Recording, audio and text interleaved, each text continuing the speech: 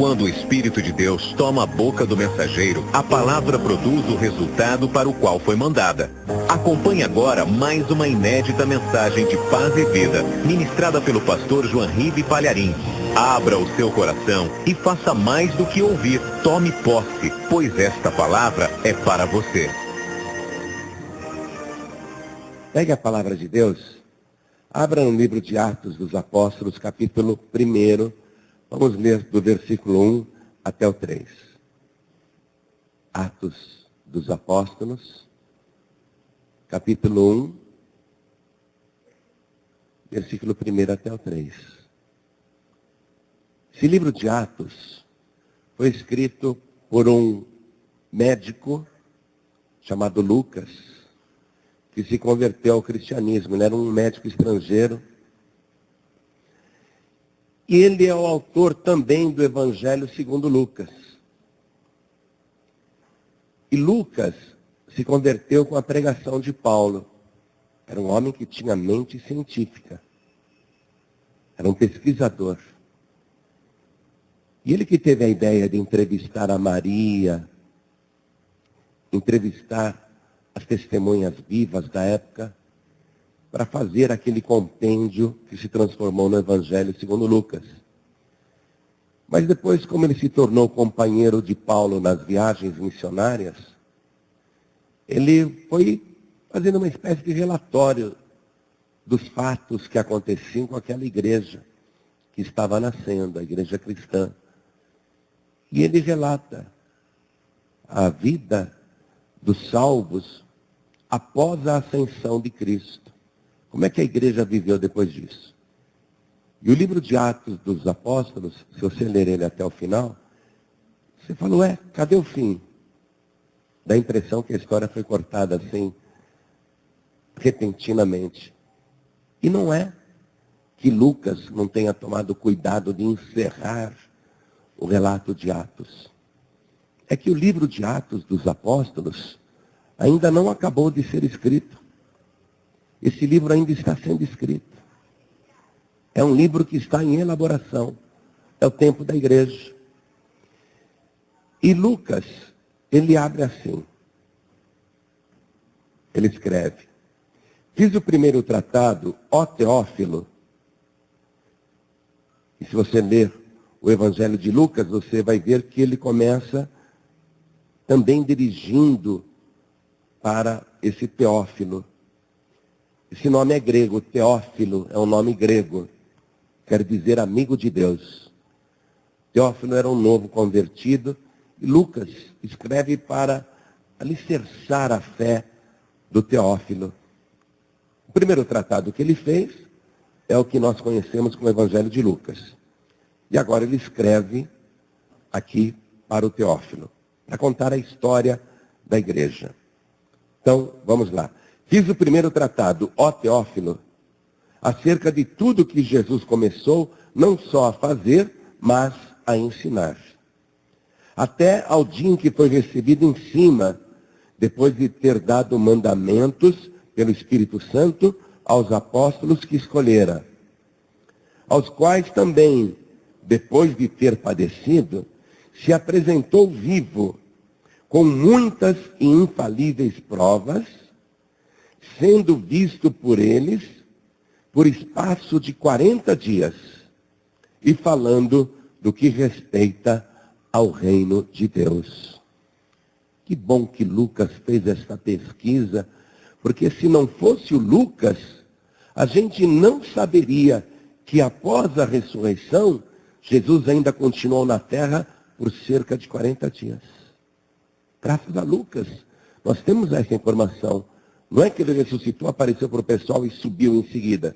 Ficou mais de um mês na terra. Ficou 40 dias na terra. Que legal, hein? Que legal. Se não fosse Jesus, a pessoa que apareceu ali, depois da cruz, os amigos dele iriam reconhecer. Não, esse é um farsante, esse não é Jesus. Mas eles puderam ficar com Jesus por 40 dias. E eu acho que até foi proposital isso. Porque nas primeiras aparições que Jesus fez após ressuscitar, As pessoas tinham dificuldades de reconhecê-lo. E é óbvio, apanhar do jeito que ele apanhou, 3 dias depois, a cara está toda amassada mesmo, inchada, deformada. Eu acredito que ele ficou propositadamente, esses 40 dias depois de ressuscitado, para desinchar, para o rosto voltar ao normal, para as pessoas conviverem com ele, e principalmente para provar que ele não era um fantasma. Porque algumas religiões afirmam, como as testemunhas de Jeová ensinam, que Jesus ressuscitou em espírito. Como é que alguém pode ressuscitar em espírito? Só dá para ressuscitar em carne. E Jesus, ele vai ficar 40 dias com os discípulos também para provar que ele não é um fantasma. Ainda que possa atravessar paredes. Ainda que possa entrar em recintos fechados com as portas e janelas trancadas. Ainda que ele possa fazer coisas extraordinárias, como se deslocar rapidamente de um lugar para o outro. E ele prova que ele não é um fantasma, que ele não é um espírito. Ele afirma que ele ressuscitou ele mesmo com o mesmo corpo e que ele é de carne e ossos. Então, esse início aqui que Lucas nos oferece no início do livro de Atos, é elucidativo, é legal. Poxa, que legal. Depois você precisa ler aí o restante do livro de Atos. Mas eu quero reler especialmente o versículo 3. Aos quais também, depois de ter padecido, se apresentou vivo, com muitas e infalíveis provas. Muitas e infalíveis provas. Porque ele tem que provar que ele ressuscitou, amados. É um absurdo, não é? Bastaria vê-lo vivo, mas ele tem que provar. Se apresentou com muitas e infalíveis provas, sendo visto por eles por espaço de 40 dias. E falando do que respeita ao reino de Deus. Então, Jesus, ele fica com os discípulos. Mas não só com aqueles 12. Está escrito que 500 pessoas irão ter o privilégio de vê-lo ressuscitado. 500 testemunhas. Mas mesmo entre as 500, teve gente que duvidou. Já já nós vamos ver isso. E essa é a grande questão, a principal questão da fé da humanidade. Porque disso depende a salvação da pessoa, acreditar nisso. E há um embate, há uma polêmica, não é? O Alcorão, que é a Bíblia dos muçulmanos, declara lá, é um livro escrito por Maomé 600 anos depois de Cristo, declara que na verdade Jesus não foi morto na cruz e sequer morreu, que aquilo foi uma simulação. E os muçulmanos acreditam nisso. As testemunhas de Jeová são ensinadas que Jesus ressuscitou em espírito, que aquele corpo não era ele, que ele simulou a ressurreição. Quer dizer, então Jesus seria um mentiroso, porque Jesus disse, sou eu mesmo. Então ele seria um mentiroso, segundo as testemunhas de Jeová? Seria um enganador, um embusteiro, porque diz que é ele mesmo quando não é ele? Essa questão é gravíssima e muita gente está com a fé doente por causa disso. Então nós vamos falar sobre isso. Porque hoje, amados, hoje nós estamos celebrando a ressurreição do Senhor. Hoje de manhã, à primeira hora, ele apareceu para Maria Madalena.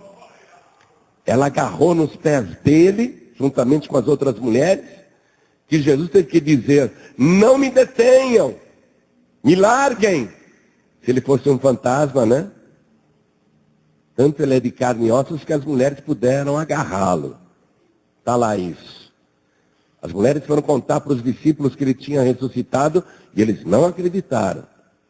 Aí Jesus, hoje à tarde, ele apareceu para 2 discípulos no caminho de Emaús. Um deles era o Cleopas e o outro era o Simão Pedro. Viram Jesus, reconheceram Jesus, mas Jesus desapareceu. Aí eles voltam de Emaús, que era uma aldeinha pequena, e correm para Jerusalém naquele domingo para avisar, Jesus apareceu para a gente. Mas nem eles, testemunhando, os outros apóstolos acreditaram. Aí, Jesus aparece no meio dos apóstolos. E é isso que nós vamos ver já já. Ele aparece no meio dos apóstolos. E mesmo eles vendo Jesus, eles duvidam. Até que Jesus pede algo para comer, para provar que não é um fantasma. E come na frente deles. Aí eles acreditam. Só que Tomé não estava lá quando Jesus apareceu para os discípulos. Aí Tomé diz, eu só vou acreditar se eu vir as marcas nas mãos, nos pés, e se eu cutucar ali a ferida com meu dedo. Você vê? Ninguém está acreditando. A gente bota a culpa no Tomé, ele é o apóstolo da dúvida. A pessoa fala, eu vou fazer o teste de São Tomé, só acredito vendo. Mas Tomé não foi o único que duvidou. A própria Maria Madalena não acreditou que ele ia ressuscitar, porque hoje de manhã ela estava indo no cemitério levando perfume para perfumar o cadáver, porque acreditava que ele estava morto. Então é uma polêmica, é difícil acreditar. Como uma pessoa que sofreu como ele sofreu, que foi brutalmente ferido, torturado, como que essa pessoa pode voltar da sepultura vivo 3 dias depois? Isso é surpreendente. Nós vamos ver isso já já. Porque ele se apresentou com muitas e infalíveis provas. E o que eu acho legal é que naquele domingo da ressurreição, antes que o domingo acabasse, ele apareceu para os discípulos. Pedro, Tiago e João eram os principais amigos de Jesus e foram um dos últimos a vê-lo. Hein? Mas antes que o domingo acabasse, ele apareceu para os demais discípulos. Hoje, antes do domingo acabar, você vai ter uma visão gloriosa do Senhor Jesus. Hoje você vai ter a certeza que Jesus Cristo está vivo. Então eu vou reler o versículo 3 e você repete em seguida. Vamos lá. Aos quais também, bem alto, aos quais também, depois de ter padecido, se apresentou vivo, com muitas e infalíveis provas, sendo visto por eles, por espaço de 40 dias, e falando do que respeita ao reino de Deus. Você vê que ele continua pregando depois de ressuscitado, falando a respeito do reino de Deus. Aí ele passou a tarefa para a gente. E nós vamos continuar essa tarefa hoje. Você quer ouvir a palavra de Deus? Você crê nessa palavra que a gente leu agora? Que depois de ressuscitado, ele ainda caminhou nesta terra, esteve com os discípulos pelo prazo de 40 dias. Quem acredita? E que depois disso ele subiu aos céus? E você acredita que aquele que subiu aos céus, você acredita que ele vai cumprir a promessa que ele fez? Ele disse o seguinte: na casa do meu pai há muitas moradas. Se não fosse assim, eu vou-lhe teria dito. Pois eu vou preparar-vos lugar. E se eu for e vos preparar lugar, eu virei outra vez e vos levarei para mim mesmo, para que onde eu estiver, estejais também. Você crê que ele vai cumprir essa promessa? Ele disse isso há quase 2000 anos atrás, sendo ele o maior engenheiro que já existiu, o maior construtor que já existiu, o maior arquiteto que já existiu, o maior empreiteiro que já existiu, possuindo todos os recursos do universo, não só desse planeta, mas do universo, com mão de obra de miríades de anjos, excelentes e poderosas. Você acha que as mansões celestiais ainda não estão prontas? Você acha que 2000 anos depois, com a farta mão de obra poderosa que ele tem, porque na sua ressurreição, desceu um anjo do céu, tocou na pedra que estava na entrada do sepulcro, E aquela pedra enorme, pesada, rolou sozinha. Imagina um anjo desse na construção de uma mansão. Não precisa nem de carriola, nem de guindaste. Faz assim, sobe a pedra. Já pensou? Ele com uma mão de obra privilegiada dessa, milhares e milhares de anjos. Milhares de anjos. Com todo o material de primeira qualidade. Mármore lá é ladrilho. Viu? Mármore lá é ladrilho. Você acha que 20 séculos depois, as mansões ainda não estão prontas? Eu tenho certeza que lá no céu já está tudo preparado. E aqui na terra também já está quase tudo pronto.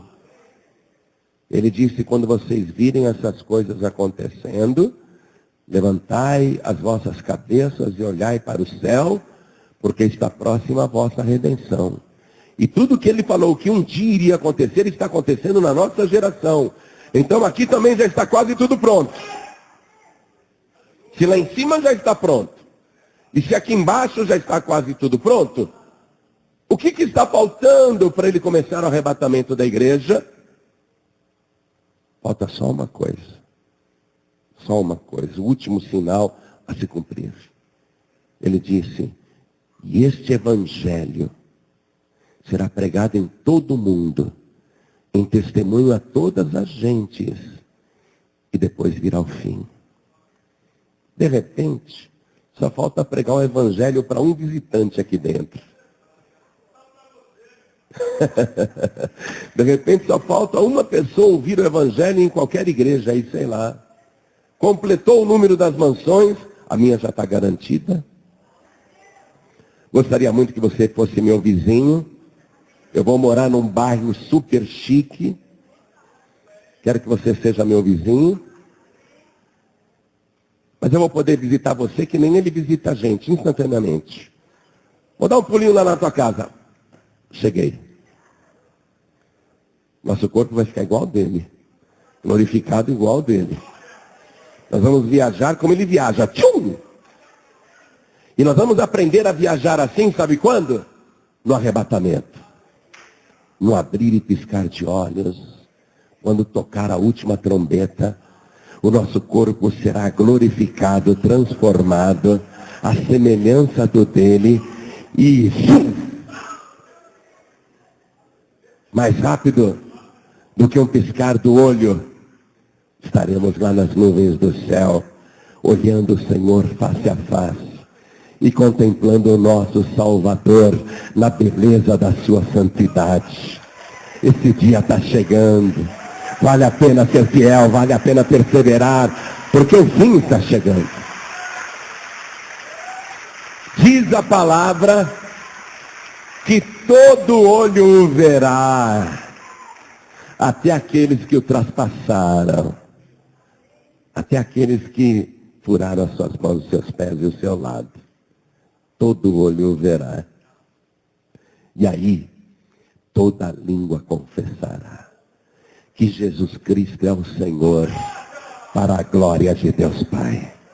Diante dele todo joelho se dobrará. Bem-aventurados aqueles que acreditam agora, sem ver, e dobram os joelhos diante do Senhor. Esses são bem-aventurados. E que bom que você é um deles. Você crê nessa palavra, portanto? Quem crê? Que maravilha. Que maravilha. Então desocupe as tuas mãos e dê a melhor salva de palmas que você puder dar neste momento. E enquanto você aplaude, abra a tua boca e diga glória, glória, glória a Deus. Mas glorifica mesmo. Faz esse glória sair daqui, ó. Do fundo do ventre. Lá das entranhas. Glória, glória, glória, glória. Isso, glorifica. Continua. Você que está ouvindo pela rádio, assistindo pela TV ou pela internet, junte-se a nós aqui em São Paulo. Vamos glorificar a Deus juntos. Você que está ouvindo à distância, glorifique a Deus conosco agora. Ô glória! Pai querido, a gente não vê a hora. A nossa alma suspira por Ti. Ajuda-nos a perseverar até o fim. Ensina-nos a pregar a Tua palavra, para que o número de salvos seja completado e comece o arrebatamento do Teu povo. Ah, Pai querido, a Tua palavra vai ser pregada. Essas pessoas não vieram aqui para escutar homem algum. Todos querem ouvir a Tua voz, a Tua palavra. Então toma a boca do pregador, toma os lábios do mensageiro, envia a Tua palavra com poder e autoridade, e que a Tua palavra vá e produza o resultado para o qual está sendo mandada, em nome do Senhor Jesus. Diga amém, Jesus. Poder se assentar, por favor. Foi muito bom você ter ganhado o livro Jesus, a Vida Completa. Quero que você abra esse livro Jesus, a Vida Completa, na página 181. Porque Jesus, hoje de manhã, apareceu para Maria Madalena e para as outras mulheres. Hoje à tarde ele apareceu para os 2 discípulos no caminho de Emaús. E agora ele vai aparecer para os demais discípulos, entre os quais eu incluo você. Amém? Acharam? Página 181. Quando você ver no começo da frase LC, significa que esse detalhe foi dado por Lucas.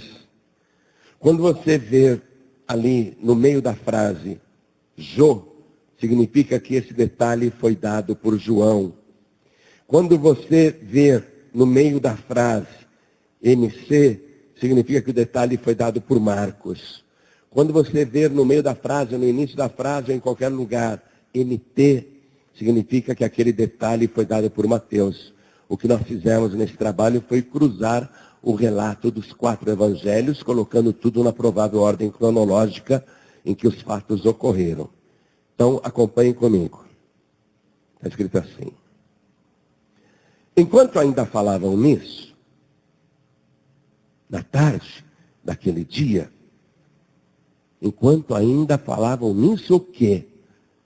Os 2 discípulos que viram Jesus em Emaús, conseguiram chegar em Jerusalém e avisaram os outros apóstolos que estavam trancados no cenáculo que Jesus tinha aparecido e que ele estava vivo, que ressuscitou.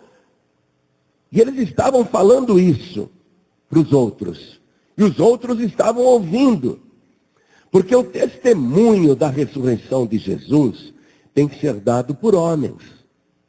Mas aqui, o próprio Jesus virá e dará o seu testemunho, porque as pessoas têm dificuldade de acreditar. Continuando. Enquanto ainda falavam nisso, na tarde daquele dia, isto é, do domingo da ressurreição, o primeiro da semana, está vendo? Ó? Na tarde daquele dia, o primeiro da semana. Qual que é o primeiro dia da semana? Domingo. Estando os discípulos reunidos com as portas cerradas, por medo dos judeus. Eles estavam apavorados. Tinham medo dos judeus. Eles tinham medo de serem denunciados, presos e também crucificados. Porque aquilo podia virar moda. Mataram o mestre, por que não matar os discípulos? Eles estavam ali reunidos com as portas trancadas por medo dos judeus. E diz aqui, Lucas dá esse detalhe. O mesmo Jesus se apresentou no meio deles e disse-lhes, paz seja convosco. Ora, se eles estão no cenáculo, com as portas e janelas trancadas, escondidos, como que Jesus entrou ali no meio? Não foi pela porta, nem pela janela, nem pelo telhado. Ele simplesmente apareceu no meio deles. Para mim isso bastaria. Como prova, para mim isso bastaria. Se Jesus aparecesse aqui agora, bastaria para você? Só a aparição dele no meio dos discípulos, para mim, já me convenceria. E ainda ele saudou, paz seja convosco. Mas eles, espantados, quem é que não leva um susto, hein? Mas eles, espantados e atemorizados, pensavam que viam algum espírito. Ele, porém, lhes disse: por que estáis perturbados? E por que surgem dúvidas em vossos corações? Olhai as minhas mãos e os meus pés, que sou eu mesmo. Apalpai-me e vede, porque um espírito não tem carne nem ossos, como vedes que eu tenho. E dizendo isso, mostrou-lhes as mãos, os pés e o lado. Sou eu mesmo. Jesus Cristo coloca o próprio corpo para uma perícia. Me examinem. Sou eu mesmo. Se Jesus não tivesse ressuscitado, se o que as testemunhas de Jeová aprendem e divulgam fosse verdade, então Jesus Cristo seria um mentiroso, porque ele estaria dizendo que sou eu mesmo, quando na verdade não seria. Olha só, ou as testemunhas de Jeová estão mentindo, ou Jesus está mentindo. Como eu sei que Jesus nunca mentiu, eu vou ficar com Jesus. Não é? Nunca houve engano na sua boca. Para que ele iria enganar os outros? Os líderes das testemunhas de Jeová dizem que ele usou uma teofania, que ele pegou um outro corpo e simulou para os discípulos a sua ressurreição. Que na verdade o seu cadáver foi tirado da sepultura por Jeová e está guardado para o dia do juízo final. Eles dizem que Jesus só ressuscitou em espírito. Mas Jesus está desmentindo essa teoria. Vamos reler. Olha o que Jesus pergunta: por que estáis perturbados? E por que surgem dúvidas em vossos corações? Por que a dúvida? Olhai as minhas mãos e os meus pés, que sou eu mesmo. Aí ele oferece o corpo para ser apalpado. Ele oferece então a oportunidade de se levantar uma prova material de que é ele. Apalpai-me e vede, porque um espírito, e as testemunhas de Jeová são ensinadas que ele ressuscitou em espírito. Jesus está dizendo: apalpai-me e vede, porque um espírito não tem carne nem ossos, como vedes que eu tenho. Que eu tenho. Os líderes das testemunhas de Jeová ensinam, está lá no livro, poderá viver para sempre no paraíso na terra. Está lá que Jesus ressuscitou só em espírito. Mas Jesus está dizendo: eu não sou um espírito. Apalpai-me e vede, porque um espírito não tem carne e ossos, como vedes que eu tenho. Amém? Não fica abrindo a tua porta para as testemunhas de Jeová, não. Eles são treinados para ter muita educação e gentileza e bater na tua porta. Mas eles entram com a morte. Não pense você que o curso gratuito que eles dão é para a tua edificação, é para a tua destruição. Porque eles dizem que Jesus é mentiroso. Eles ensinam que Jesus não é Deus. Eles ensinam que Jesus está morto. E quando admitem a ressurreição, vem com essa história de que ressuscitou em espírito. Que história é essa? Tem gente que acredita. Toma cuidado. Porque sobem dúvidas em vossos corações. Olhai as minhas mãos e os meus pés. Jesus ele exibe as marcas. Fosse um outro corpo que ele estivesse usando, como ele falsificaria as marcas também? Nas mãos, nos pés e no lado. Ele exibe as marcas. Um dia você vai ver Jesus. Você vai ver Jesus glorificado. E apesar dele estar glorificado, ele conserva as marcas da cruz. Coroa de espinho, cicatrizes na testa. Marcas nas mãos, nos pés e no lado. Ele faz questão de carregar essas marcas com muita honra. Porque essas marcas comprovam que é Ele mesmo. Que Ele morreu, ressuscitou, esteve conosco por 40 dias depois de ressuscitado, subiu aos céus e é o Todo-Poderoso. Ele mesmo. Essas marcas são a prova. As marcas que Ele carrega são os documentos de identidade de Jesus. Ele mostra mesmo. E dizendo isso, mostrou-lhes as mãos, os pés e o lado. Continue acompanhando. Alegraram-se, pois, os discípulos ao verem o Senhor. Disse-lhes então Jesus, segunda vez, paz seja convosco. Não acreditando eles ainda por causa da alegria, porque ficaram admirados demais. E estando admirados, perguntou-lhes Jesus, tendes aqui alguma coisa que comer? Isso foi bárbaro, né? Isso foi bárbaro. Você já viu o espírito comer alguma coisa? Você vai no terreiro, eles dão comida para o espírito. Volta lá no dia seguinte, está tudo bichado. O espírito não comeu nada. Eles botam a cachaça lá para o espírito. Se a garrafa estiver vazia, foi o pai de santo que foi lá de madrugada e ó. Porque se ninguém mexer, vai estar do mesmo jeito. Já viu o espírito comer alguma coisa? Aí Jesus está dando essa prova técnica. Tendes aqui alguma coisa que comer? Ele não estava com fome, amados. Ou quem sabe estava, hein? Porque a última refeição foi quinta-feira, né? Quinta-feira à noite ele celebrou a Santa Ceia. Não comeu nada na madrugada da prisão. Foi para a cruz em jejum. Foi para a sepultura de barriga vazia. Quem sabe ele está com fome. Mas eu acho que não precisa comer, né? Ele não morre de fome, morre. Eu acho que ele não precisava comer.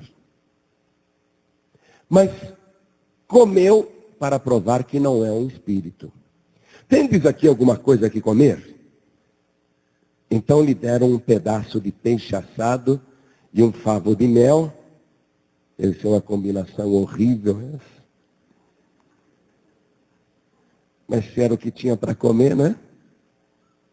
Então lhe deram um pedaço de peixe assado e um favo de mel, o que ele tomou e comeu diante deles. Ficou todo mundo de boca aberta. E Jesus comendo o peixinho lá. E comendo o mel, meu Deus do céu. É muito sacrifício para o nosso Salvador, né? Peixe e mel. Tenta um dia comer isso na tua casa. Só para você sentir o que Jesus sentiu e que sacrifício a mais ele fez para provar que está vivo. E Marcos nos diz em seguida, que naquela hora, né? E lançou-lhes em rosto a sua incredulidade e dureza de coração, por não haverem crido nos que o tinham visto já ressuscitado. Quem que já tinha visto ele ressuscitado? A Maria Madalena e as mulheres, mas eles não acreditaram. Os 2 discípulos no caminho de Emaús também falaram. Aí Jesus dá uma bronca. É muita incredulidade. Por que vocês não acreditaram naqueles que já tinham visto e deram testemunho?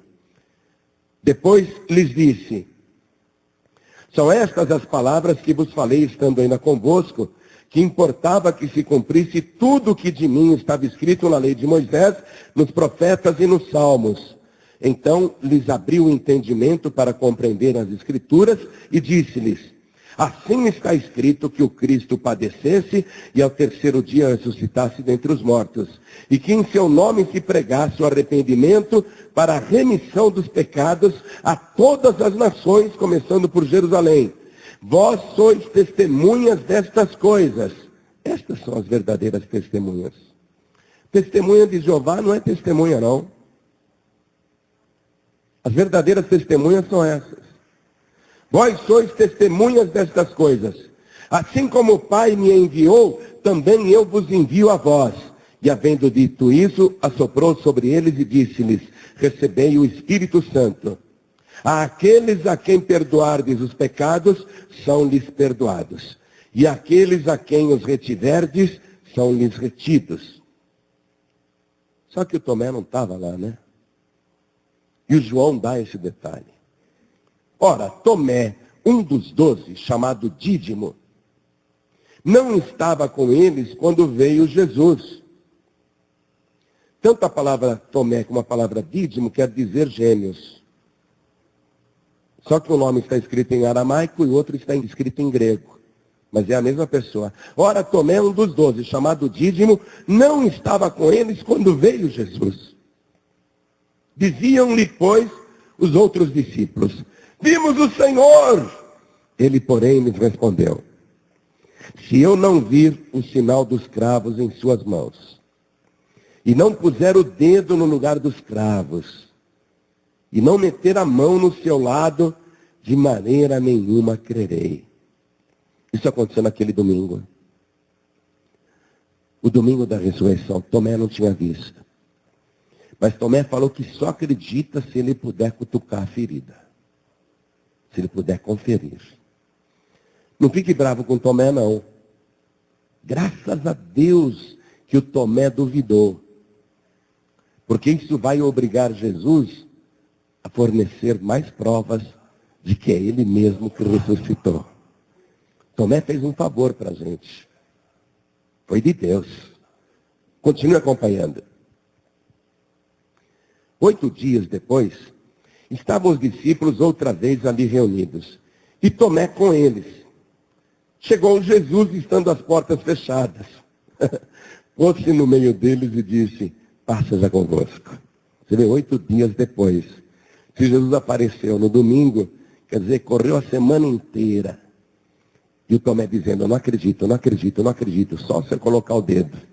Semana inteira o Tomé ficou: não acredito, eu não acredito, eu não acredito. Chegou no outro domingo, nada. Segunda-feira, eles estavam reunidos. Portas fechadas. E Jesus aparece no meio deles e diz: paz seja convosco. Depois disse a Tomé: chega aqui o teu dedo e vê as minhas mãos. Chega a tua mão e mete-a no meu lado. E não sejas mais incrédulo, mas crente. Respondeu-lhe Tomé: Senhor meu e Deus meu. Disse-lhe Jesus: porque me viste e creste, bem-aventurados os que não viram e creram. Quem aqui crê sem nunca ter visto? Você é bem-aventurado, bem-aventurada. É uma bem-aventurança, é uma felicidade acreditar sem nunca ter visto. Bem-aventurado quem nunca viu e crê. Aí Jesus Cristo vai fazer outra aparição. Vamos ver? Porque Lucas nos deu a informação que ele ficou por 40 dias ainda na terra. Então nós estamos pegando alguns episódios referentes a esses 40 dias. Então vamos lá. Depois disto, manifestou-se Jesus outra vez aos discípulos junto ao mar de Tiberíades. O mar de Tiberíades é a mesma coisa que o mar da Galileia, é o mesmo mar. É que Herodes Antipas, ele construiu uma cidade lá à beira do mar da Galileia e botou o nome naquela nova cidade de Tiberíades, só para adular o imperador romano. Então, ele chamava o mar da Galileia de mar de Tiberíades, só para bajular o imperador mesmo, o imperador romano. Então é o mesmo mar. Então João está dando a informação. Depois disso manifestou-se Jesus outra vez aos discípulos junto ao mar de Tiberíades. E manifestou-se deste modo.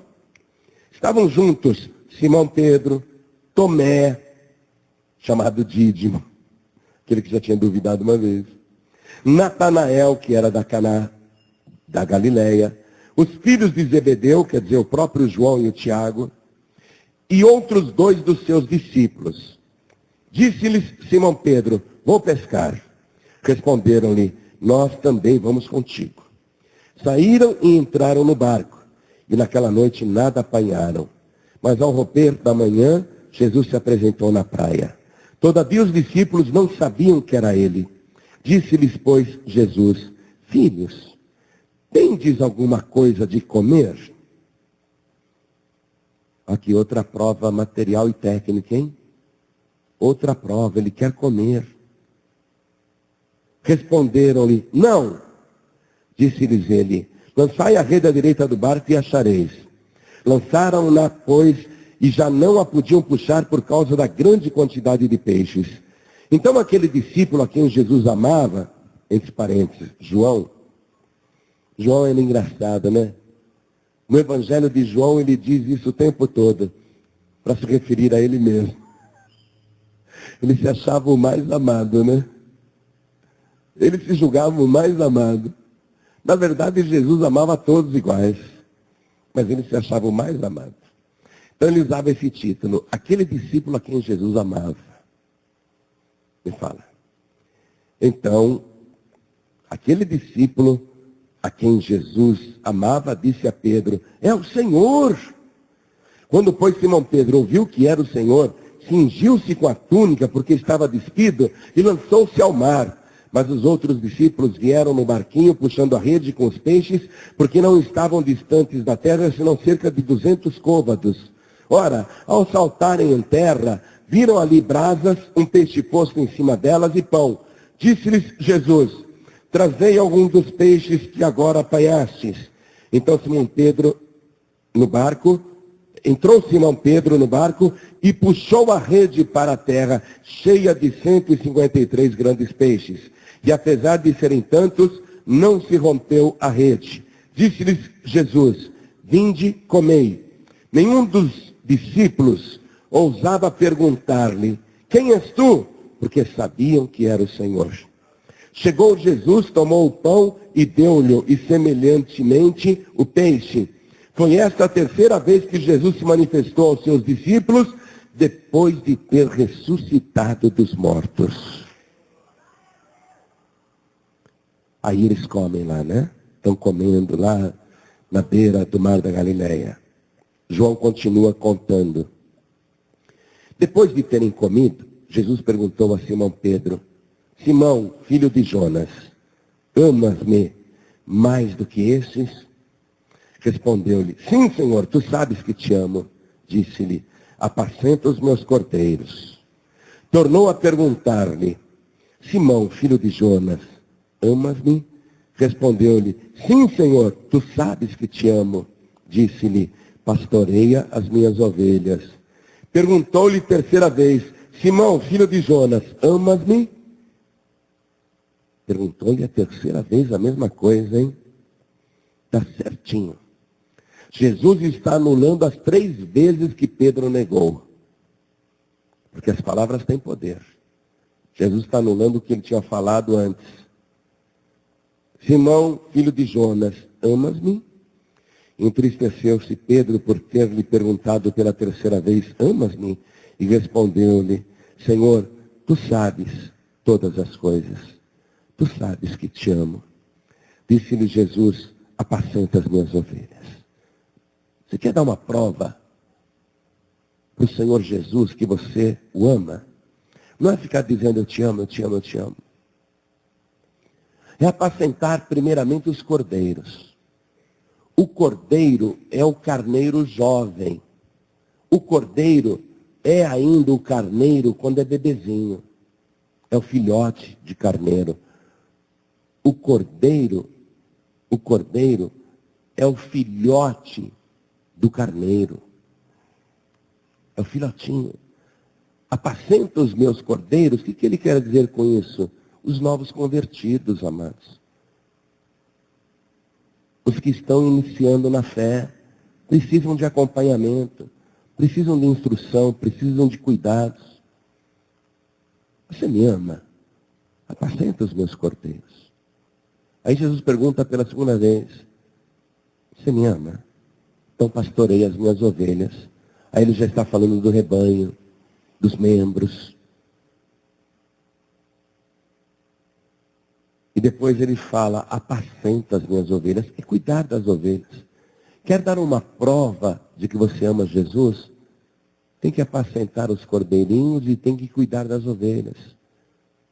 Cuidar um dos outros. Cuidar do rebanho que ele comprou com seu próprio sangue, porque ele é o verdadeiro pastor. A tarefa de apacentar o rebanho é de todo o rebanho, de todo o povo de Deus. Em verdade te digo que, quando eras mais moço, Pedro, te cingias a ti mesmo e andavas por onde querias. Mas quando fores velho, estenderás as mãos e outro te cingirá e te levará para onde tu não queres. Ora, isto ele disse, significando com que morte havia Pedro de glorificar a Deus. E havendo dito isto, ordenou-lhe, segue-me. Pedro vai morrer quase nu como Jesus. Crucificado também, mas de cabeça para baixo. Vai ser amarrado e levado para onde ele não quer. Jesus está falando como que ele vai morrer. Com que morte que ele iria glorificar ao Senhor. Você vê? O que Pedro fez quando jovem, ia para onde queria, falava o que pensava. Jesus disse, mas não vai ser assim quando você ficar mais velho. Você, quando era jovem, falava o que queria, me negou 3 vezes. Foi para onde você quis, fez tudo o que você teve vontade. Mas quando você ficar velho, você não vai fazer o que você quer. Outros te levarão para onde você não quer ir. Te despirão. É assim que você vai morrer. Segue-me. Aí ele vai ter que seguir Jesus até o fim, até cumprir esta profecia, e ela se cumpre mesmo. E Pedro, virando-se, viu que o seguia aquele discípulo a quem Jesus amava. O mesmo que na ceia se recostara sobre o peito de Jesus e perguntara, Senhor, quem é o que te trai? Ora, vendo Pedro a este, perguntou a Jesus, Senhor, e deste? O que será? Quer saber qual é o futuro do João? Respondeu-lhe Jesus, se eu quiser que ele fique até que eu venha, que tens tu com isto? Segue-me tu. Divulgou-se, pois, entre os irmãos este dito, que aquele discípulo não havia de morrer. Jesus, porém, não disse que não morreria, mas, se eu quiser que ele fique até que eu venha, que tens tu com isso? Este é o discípulo que dá testemunho destas coisas e as escreveu, e sabemos que o seu testemunho é verdadeiro. Desculpe, mas João não respondeu, hein? João, quando escreveu isso, já estava com 90 anos de idade. Todos os outros discípulos já tinham morrido. E João, ele mesmo escreve, Jesus não disse que ele não iria morrer, mas Jesus disse, se eu quiser que ele fique até que eu venha, que tens tu com isso? Não respondeu nada, né? Não respondeu, tem um mistério aqui. E apresentou-se vivo, com muitas e infalíveis provas, aparecendo-lhes por espaço de 40 dias, e lhes falando das coisas concernentes ao reino de Deus. Agora, nesses 40 dias que Jesus ficou ali, nós temos o relato dos últimos momentos. Então vamos lá. Antes dele subir aos céus, hein? Tá bom? Jesus ressuscitou hoje, apareceu para eles hoje, mas agora ele já está transcorrendo os 40 dias. Já fez 3 aparições para eles. Transcorreram os 40 dias. O último dos 40 dias, quando ele estava aqui na terra. Vamos acompanhar aqui os momentos finais. Partiram, pois, os 11 discípulos para a Galiléia, para o monte onde Jesus lhes designara. E foi visto por mais de 500 irmãos. Quando o viram, o adoraram, mas alguns duvidaram. E Jesus falou-lhes dizendo, é-me dado todo o poder no céu e na terra. Portanto, ide, fazei discípulos de todas as nações, batizando-os em nome do Pai, do Filho e do Espírito Santo, ensinando-os a observar todas as coisas que eu vos tenho mandado. Então os levou fora até Betânia, e levantando as mãos, os abençoou e disse-lhes, ide por todo o mundo e pregai o evangelho a toda criatura. Quem crer e for batizado será salvo, mas quem não crer será condenado. E esses sinais seguirão aos que crerem. Em meu nome expulsarão os demônios, falarão novas línguas, pegarão em serpentes, e se beberem alguma coisa mortífera, não lhes fará dano algum, e porão as mãos sobre os enfermos e os curarão. Ele não apenas subiu ao céu, mas está dando poder. E ordenou-lhes que não se ausentassem de Jerusalém, mas que esperassem a promessa do Pai, a qual de mim ouvistes, Porque na verdade João batizou com água, mas vós sereis batizados com o Espírito Santo dentro de poucos dias. Eis que sobre vós envio a promessa de meu Pai. Ficai, porém, na cidade de Jerusalém, até que do alto sejais revestidos de poder. Aqueles, pois, que se haviam reunido, perguntavam-lhe, dizendo: Senhor, é nesse tempo que restaurarás o reino a Israel? Respondeu-lhes: não vos compete saber os tempos ou as épocas que o Pai reservou à sua própria autoridade. Mas recebereis poder ao descer sobre vós o Espírito Santo, e ser-me-eis testemunhas, tanto em Jerusalém, como em toda a Judéia e Samaria, e até os confins da terra. E eis que eu estou convosco todos os dias, até a consumação dos séculos. Tendo ele dito estas coisas, aconteceu que, enquanto os abençoava, apartou-se deles e foi elevado ao céu. Enquanto eles olhavam, uma nuvem o recebeu, ocultando-o a seus olhos. Estando eles com os olhos fitos no céu, enquanto ele subia, eis que junto deles apareceram 2 varões vestidos de branco, os quais lhes disseram: varões galileus, por que estáis olhando para o céu? Esse Jesus que vocês conhecem, esse mesmo que ressuscitou, esse Jesus que dentre vós foi recebido em cima no céu, há de vir, assim como para o céu o vistes ir. Ora, o Senhor, depois de lhes ter falado, foi recebido no céu e assentou-se à direita de Deus. Jesus, pois, operou também em presença de seus discípulos muitos outros sinais que não estão escritos neste livro. Estes, porém, foram escritos para que creais que Jesus é o Cristo, o Filho de Deus, e para que, crendo, tenhais vida em seu nome. É o único que pode dar vida. É o único nome que pode dar vida. Veja, eu só quero terminar lendo esse parágrafo aqui. E adorando-o, eles tornaram com grande júbilo para Jerusalém, do monte chamado das Oliveiras, que está perto de Jerusalém, a distância da jornada de um sábado. Já estive no Monte das Oliveiras. Eu vi aquelas oliveiras. Orei no Monte das Oliveiras. Do Monte das Oliveiras você olha e você vê a cidade velha de Jerusalém. É lindo demais.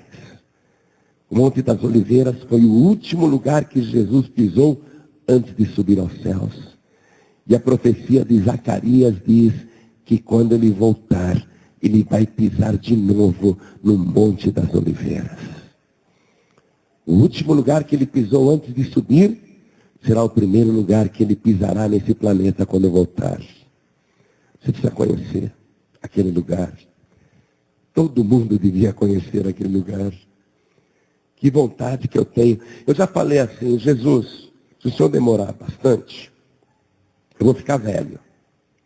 Aí eu vou alugar um apartamento lá em Jerusalém. Eu estou velhinho. Eu vou ficar esperando o senhor lá em Jerusalém. Quero estar lá, quero ver o Monte das Oliveiras se abrir em 2 na hora que ele pisar. Quero ver o cumprimento dessa profecia. É lindo demais. E eles voltaram então para Jerusalém. E entrando, subiram ao cenáculo, onde permaneciam Pedro e João, Tiago e André, Felipe e Tomé, Bartolomeu e Mateus, Tiago de Alfeu, Simão o Zelote e Judas, filho de Tiago. Todos estes perseveravam unanimemente em oração com as mulheres e Maria, mãe de Jesus, e com os irmãos dele. O cenáculo se transformou na primeira igreja cristã nesse planeta. Aquele cenáculo pertencia ao pai de Marcos, que na época era um adolescente. Marcos morava ali. O pai dele era um homem rico em Jerusalém. Por isso que Marcos depois vai escrever um relato que ficou conhecido como Evangelho segundo Marcos, porque ali na casa dele, toda hora tinha gente contando um capítulo da vida de Jesus, uma experiência da vida de Jesus. E eles ficaram lá reunidos. Esse é o detalhe que eu quero levantar agora. Tem que ficar reunido no lugar. O rebanho não pode ficar disperso. O rebanho tem que estar junto. Deus preparou esse cenáculo aqui para a gente. Esse é o nosso cenáculo. É aqui que nós temos que estar reunidos, adorando, louvando, orando, pregando, recebendo bênçãos, tendo comunhão, participando do corpo e do sangue, patrocinando a pregação da palavra, testemunhando, apacentando os cordeirinhos, apacentando as ovelhas, pastoreando as ovelhas. Temos que ficar reunidos, amados, até Jesus voltar. Nós temos que esperar esse grande dia. Aquele que cumpriu tudo o que prometeu e que está nos provando que o que ele fala é a verdade, brevemente, em oculto nas nuvens dos céus. Ninguém perceberá isso. Ninguém verá isso. Brevemente em oculto, com seus milhares de anjos espalhados nos 4 cantos deste planeta. Simultaneamente, ele vai mandar tocar a trombeta. E os anjos vão tocar exatamente no mesmo tempo. Como se fosse uma só trombeta. Quem está aqui vai ouvir e quem está no Japão também. Quem está na Austrália, quem está na África, quem está nos outros países do Oriente, em toda parte, na América do Norte, em toda parte, norte, sul, leste e oeste. Vai tocar simultaneamente ao mesmo tempo. Jesus disse, estarão 2 pessoas trabalhando num campo, um será tomado e outro será deixado. Estarão 2 trabalhando no moinho, um será tomado e outro será deixado. Estarão 2 dormindo na cama, um será tomado e outro será deixado. Isso prova que ele vai vir ao mesmo tempo para o planeta inteiro. Enquanto em uma parte do mundo as pessoas estão acordadas trabalhando, em outra parte do mundo elas estão dormindo, descansando. Mas mesmo que você esteja dormindo, se você for um salvo, você vai acordar com o barulho da trombeta. Teu corpo vai ser transformado num abrir e piscar de olhos. E você vai ser arrebatado violentamente para encontrar com o Senhor Jesus nos ares. Vai ter gente acordando de manhã e dizendo, cadê minha esposa? Será que a mulher foi na padaria? Espera ela voltar, vai levar uma bronca. Saiu, eu nem percebi. Vai ter mulher acordando dizendo, cadê o meu marido? Onde será que ele se meteu? Saiu sem avisar. A hora que ele chegar, vou dar uma bronca. Vai ficar esperando e não volta mais. Tem gente que vai acordar e vai estar sozinho. Tem gente que vai virar as costas e o colega de trabalho sumiu. Pô, o cara estava aqui, sumiu. Que maluco. E nesse dia também, o Espírito Santo será retirado da terra. Quando o Espírito Santo for retirado da terra, os corações humanos se endurecerão. Porque hoje quem quebranta o coração humano é o Espírito Santo. É ele que convence o ser humano do pecado, da justiça e do juízo. Se o mundo já está essa loucura, a violência e o desamor aumentando desenfreadamente, imagine sem a ação do Espírito Santo nesse planeta, que feras e bestas humanas os homens se tornarão. Eu não quero estar aqui na grande tribulação. Eu não quero estar aqui. Porque tudo que Jesus falou se cumpriu. Tanto a respeito dele mesmo, como a respeito das coisas que estariam acontecendo nesse planeta antes da sua volta. Eu sei que ele vai voltar. E eu preciso subir. Eu não posso ficar aqui não. Só se as 2 testemunhas precisarem da minha ajuda. Mas aí Jesus vai ter que falar pessoalmente comigo. Torride, fica aí para ajudar as duas testemunhas.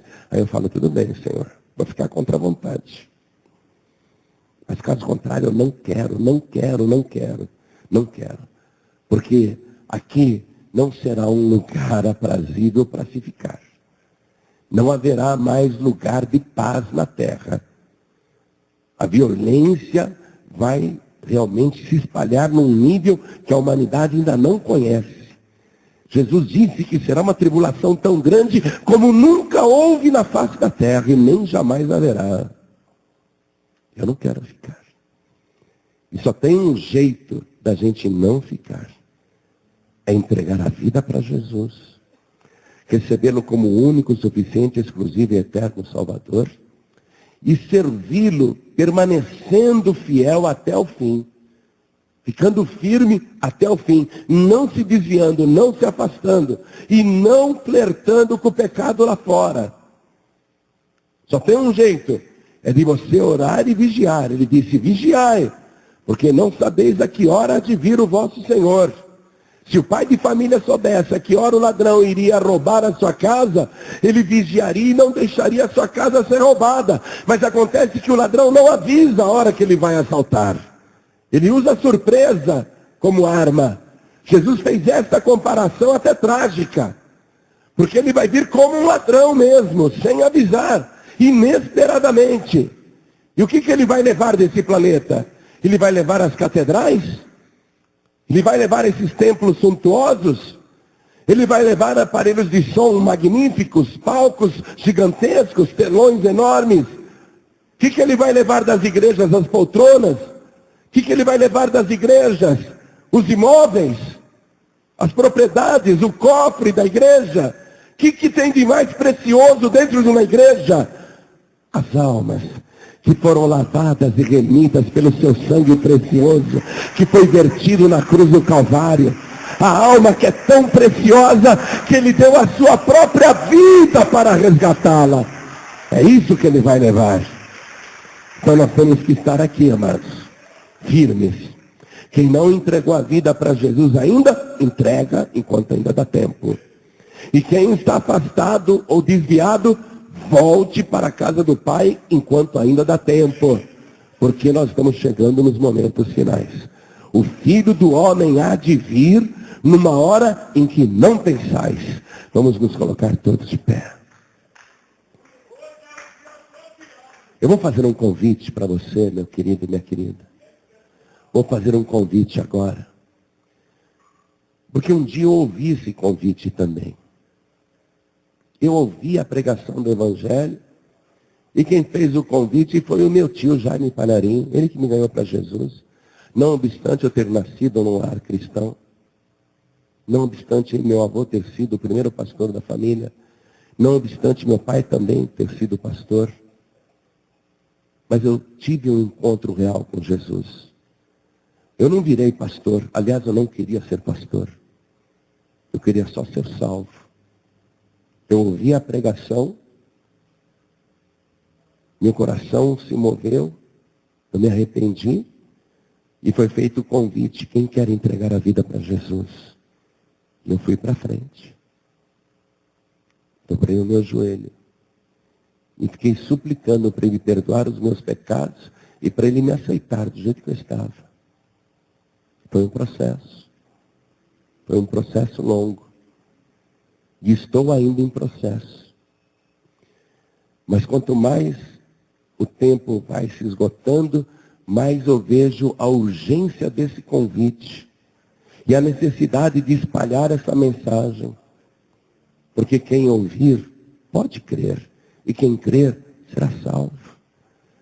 Você agora tem o privilégio, a oportunidade de entregar sua vida para Jesus.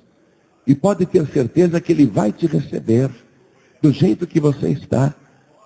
Então, não recuse esse convite. Não deixe para depois. Porque o tempo urge. Estamos vivendo momentos atribulados, tempos trabalhosos, como diz a profecia sobre esses últimos dias. Qualquer pessoa aí do mundo sente. Há uma expectativa no ar. Tem alguma coisa para acontecer. Todo mundo sente isso.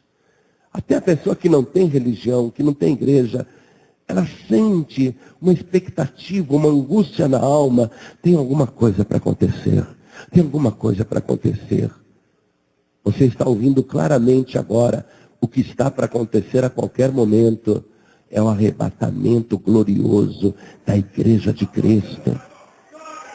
O que está para acontecer é o maior êxodo de toda a história da humanidade. Milhares e milhares em todo o planeta desaparecerão instantaneamente. Aos olhos dos que ficarem, será desaparecimento. Mas aos nossos olhos, será o aparecimento do Senhor da glória. Porque nós vamos vê-lo ali nas nuvens dos céus. É essa expectativa que faz a humanidade gemer. É essa expectativa que faz a humanidade suspirar. O que é que está faltando na tua vida? Só Jesus. É só você entregar a vida para Jesus.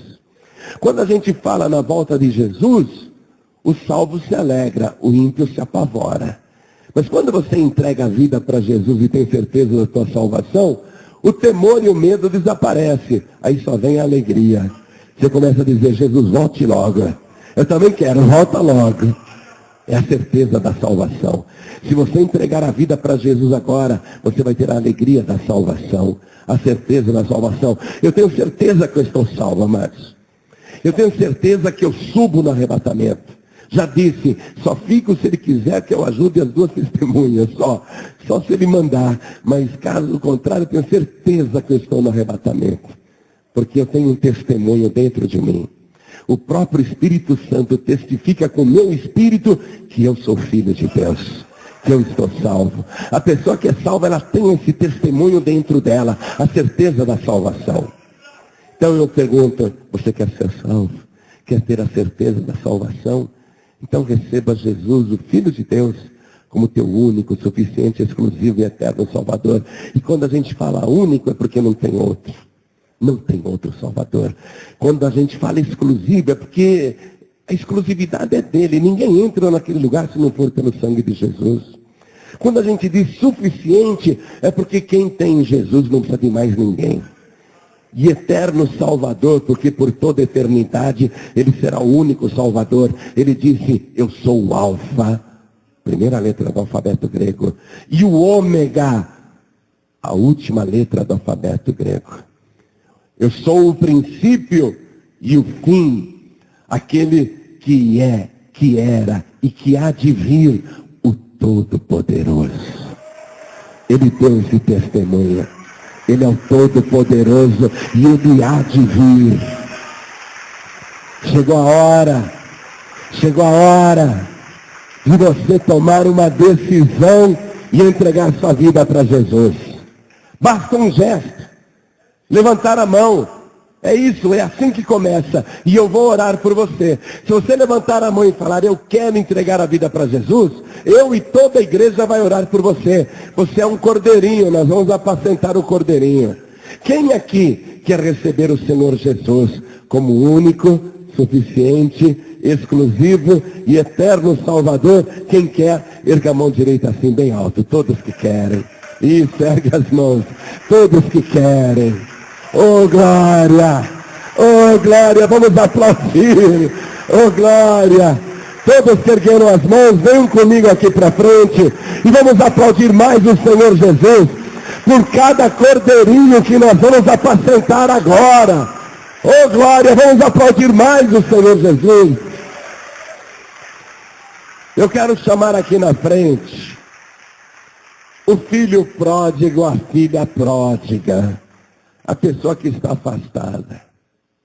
Meu amado, minha amada, eu estou usando muito o exemplo de Judas Iscariotes para falar disso. Judas Iscariotes era um dos 12 discípulos de Jesus. Foi escolhido pelo próprio Senhor. Esteve com Jesus durante 3 anos, dia e noite. Presenciou sinais, prodígios e maravilhas. Ouviu todas as palavras que ele disse. Compartilhou todas as refeições com Jesus. Sabe aonde Judas vacilou? Na última noite. A última noite. Poxa, o cara ficou 3 anos ali firme, ó. 3 anos firme. Na última noite ele desvia. Você viu qual foi o fim de Judas? Jesus disse, seria melhor para tal homem se não houvera nascido. Adianta a pessoa servir ao Senhor 10 anos, 15 anos, 20 anos, 30 anos e desviar no final? Ficar sem igreja, não tomar mais a Santa Ceia? Adianta servir Jesus anos e anos e depois no final você deixa de ter comunhão com Ele? Judas não participou da Santa Ceia do Senhor. Foi só depois que Judas Iscariote saiu que Jesus apresentou o pão como seu corpo e o cálice como seu sangue. Jesus não deu a ceia para Judas, não. Agora, há quanto tempo você não toma uma Santa Ceia? Já é batizado nas águas. Quanto tempo você não toma uma Santa Ceia? Puxa vida, agora no final você vai jogar tudo fora, hein? Sendo que você conhece a palavra. Judas também conhecia a palavra. Judas até recebeu bênçãos. Hein? Judas era uma pessoa que cuidava da bolsa do grupo. Era o tesoureiro do grupo. Era uma pessoa de confiança, entre aspas, vamos dizer assim. Não é? Era uma pessoa que tinha uma posição no ministério. Tinha uma posição importante no ministério. E na última noite dá uma vacilada daquela. Deixa o diabo entrar. O diabo falou para Judas, não fica aqui não, vamos sair. Vamos buscar as 30 moedas. Vamos buscar os guardas. Isso aqui é uma bobeira. Isso aqui é coisa de gente fanática. Vamos sair fora. E Judas foi. Deu lugar ao diabo. Você vai dar lugar ao diabo justo no fim? Pelo amor de Deus. Pelo amor de Deus. Você acha que a tua alma não é importante para ele? Você pensa que Jesus não lamentou a perda de Judas? Jesus lamentou muito. Você pensa que Jesus não lamenta a perda de cada alma? Principalmente de uma pessoa que o conhece? Chegou a hora de você se consertar com o teu Senhor, se reconciliar com o teu Senhor, ficar firme na igreja. Então, em nome de Jesus, se você acha que precisa vir aqui na frente, olha, não precisa nos contar nada sobre a tua vida. Não precisa contar por que você saiu de outra igreja. Não queremos saber de nada disso. Não precisa nos contar nada. E para Deus você também não precisa contar, porque Ele sabe de tudo. A única coisa que Deus quer ver em você agora é aquilo que Ele viu no filho pródigo. O filho pródigo disse assim com ele mesmo: eu vou me levantar, eu vou ao encontro do meu pai, e eu vou lhe dizer: pai, pequei contra o céu perante ti, já não sou digno de ser chamado seu filho. E ele foi arrependido. É só isso que o pai quer ver em você. Quando o filho pródigo chegou lá, o pai o abraçou, o beijou e deu uma festa. Esse meu filho estava morto e reviveu, tinha se perdido e foi achado. Deus hoje quer dar uma festa por tua causa. Então, em nome de Jesus, filho pródigo e filha pródiga, saia do teu lugar. O Pai está te chamando. Vem aqui para frente. Nós vamos te receber. Nós vamos orar. Vai ter uma festa no céu por tua causa. Saia do teu lugar e venha. Não é só ele não, tem mais gente. Não fique aí, venha. Venha em nome de Jesus. Se eu pudesse, pegaria cada um pela mão e traria aqui. Vamos aplaudir mais o Senhor Jesus? Se eu pudesse, pegaria, mas eu não posso. Tem que ser pelo convite. Tem que ser uma coisa espontânea, você dizendo: eu vou. Tem que ser você dizendo: eu quero ir. Eu vou ao encontro do meu Pai. Você que está com desejo de vir aqui na frente. Pastor, eu não estou desviado, nem desviada.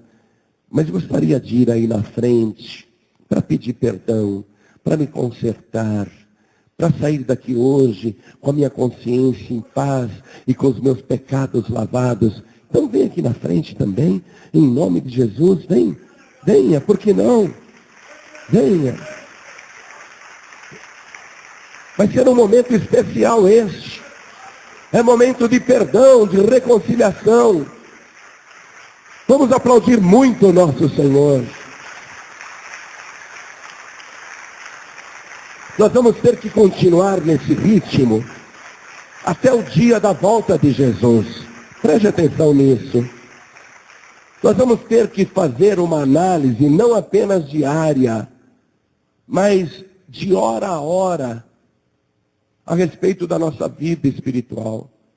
Porque Jesus disse: vigiai, porque não sabei a que hora de vir o vosso Senhor. Quer dizer que a vigília tem que ser de hora a hora. Eu tenho que estar vigiando de hora a hora. O tempo todo eu tenho que estar de hora em hora analisando a mim mesmo e vigiando e consertando a minha vida para que aquela hora não me pegue de surpresa. Amém? Orem assim comigo. Meu Deus e meu Pai. Diga com fé: meu Deus e meu Pai, eu ouvi a tua santa palavra e o meu coração sente o desejo de se derramar diante de ti para suplicar o perdão de todos os meus pecados. Eu conheço, Senhor, as minhas iniquidades e o meu pecado está sempre diante de mim, e é por isso que eu me ajoelho e eu imploro: me purifica agora de toda iniquidade. Me lava, Senhor, com aquele sangue que foi vertido na cruz do Calvário, este sangue da minha vida, da minha salvação. Pai querido, confirma o meu nome no teu santo livro e de maneira nenhuma risque o meu nome do livro da vida. Eu quero, Senhor, provar que eu te amo. Eu quero pastorear os cordeirinhos. Eu quero apacentar as ovelhas. Eu quero pastorear o rebanho. Eu quero, Senhor, provar que eu te amo até o fim. Eu quero, nesta vida, produzir muitos frutos. Por isso, Senhor, me transforma, me restaura, me renova. Tira de mim tudo que não te agrada. Coloca em mim o teu espírito, a tua virtude, o teu poder, a tua unção, porque eu quero ser uma testemunha viva de que o Senhor ressuscitou. Eu quero falar sobre isso para a minha família, para os meus vizinhos, para os meus parentes, para os meus colegas, em toda parte. Eu quero anunciar que o Senhor está vivo. Eu quero ganhar muitas almas para o Senhor. Então me transforma, então me restaura, então me capacita, então me dá condições, então me dá poder. Eu quero, Senhor, ser uma testemunha poderosa aqui na terra. Meu Pai bendito, não me deixe cair, nem voltar atrás, nem desistir, mas me fortalece para perseverar até o fim, por Jesus Cristo, o meu único, suficiente, exclusivo e eterno Salvador, para todos sempre. Amém. Você acabou de ouvir uma inédita mensagem de paz e vida, ministrada pelo pastor João Ribe Palharim. Acompanhe diariamente neste mesmo horário, ministrações que irão mudar a história da sua vida, num oferecimento dos Pregadores do Telhado. Saiba mais sobre este compromisso. Acesse pregadoresdotelhado.org.br ou para adquirir uma cópia personalizada desta mensagem, ligue durante o dia para Bless Press 0 operadora 11 2842 1342. Bless Press, do coração de Deus para o seu coração.